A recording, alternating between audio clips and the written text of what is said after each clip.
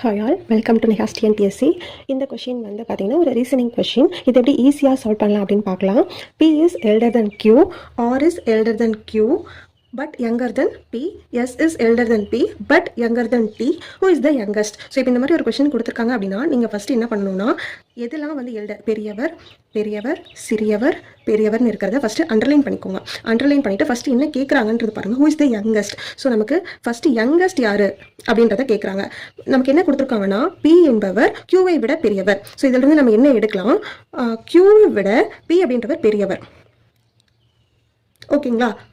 அப்போது இந்த ஃபர்ஸ்ட்ல என்ன நமக்கு கிடைச்சது? Qவை விட P பெரியவர் அப்படின்றது நமக்கு கிடைச்சிருக்கு. அடுத்தது R என்பவர் Qவை விட பெரியவர். இப்போ இந்த Qவை விட வந்து R பெரியவர்னு சொல்றாங்க. அப்போ Pயை விட பெரியவரா சிறியவரான்னு பார்த்தா Pயை விட சிறியவர். அப்போ Pயை விட சிறியவர் அப்படின்னா Pக்கு கீழே வரணும். அப்போ Pக்கு கீழே வந்து R வராங்க, Qக்கு மேலே R வராங்க.